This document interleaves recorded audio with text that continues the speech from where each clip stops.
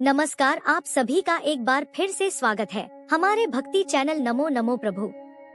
भक्तगणों, आज हम सोमवार के व्रत से संबंधित कथा का श्रवण करेंगे। प्राचीन समय की बात है। एक नगर में एक धनवान साहूकार रहता था। उसके पास धन दौलत की कोई कमी नहीं थी, लेकिन उसके जीवन में एक बड़ी कमी थी। उसकी कोई संतान नहीं थी। इस कारण वह और उसकी पत्नी बहुत दुखी रहते थे। साहूकार भगवान शिव का परम भक्त था। वह हर सोमवार को विधि विधान से व्रत रखता और शिव मंदिर जाकर पूजा करता। वह सच्चे मन से प्रार्थना करता, हे भोलेनाथ, मुझे एक संतान का सुख दीजिए। भगवान शिव उसकी भक्ति से बहुत प्रसन्न थे, लेकिन उसके भाग्य में संतान का सुख नहीं था। फिर भी माता पार्वती ने शिव जी से आग्रह किया कि उस भक्त की मनोकामना पूरी करें। माता पार्वती के आग्रह पर शिव जी ने साहूकार को पुत्र प्राप्ति का वरदान दिया, लेकिन यह भी कहा कि उसका पुत्र केवल 12 वर्ष तक ही जीवित रहेगा। पुत्र का जन्म और चिंता। कुछ समय बाद साहूकार के घर एक सुंदर पुत्र का जन्म हुआ।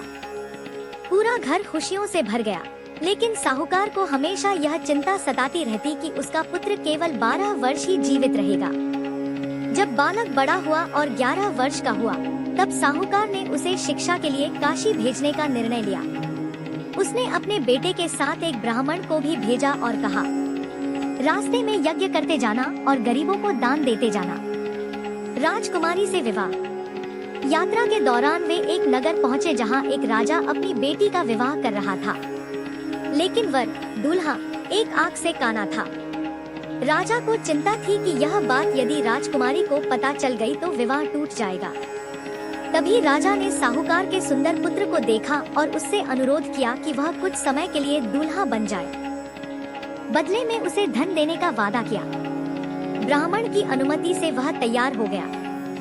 विवाह के समय राजकुमारी ने जब उस सुंदर युवक को देखा तो वह मन ही मन उसे अपना पति मान बैठी। विवाह के बाद जब सच्चाई सामने आई तो राजकुमारी ने असली दूल्हे को स्वीकार नहीं किया और उसी युवक को अपना पति मान लिया। आगे चलकर बालक काशी पहुंचा। वहां उसने यज्ञ और पूजा की, लेकिन जैसे ही उसकी आयु 12 वर्ष पूरी हुई, वह बीमार पड़ गया और उसकी मृत्यु हो गई। उसी समय भगवान शिव और माता पार्वती वहां से गुजर रहे थे। माता पार्वती ने बालक की मृत्यु देखकर शिव जी से उसे जीवित करने की प्रार्थना की। भगवान शिव ने उसकी आयु बढ़ा दी और उसे फिर से जीवित कर दिया। बालक जीवित होकर अपने घर लौटा। राजकुमारी भी उसे मिल गई और दोनों का जीवन सुखपूर्वक बीतने लगा। साहूकार और उसकी पत्नी बहुत खुश हुए और भगवान शिव की महिमा का गुणगान करने लगे। जो भी भक्त सच्चे मन से सोमवार का व्रत रखता है और भगवान शिव की पूजा करता है, उसकी सभी मनोकामनाएं पूरी होती है। विवाह में आ रही बाधाएं दूर होती है।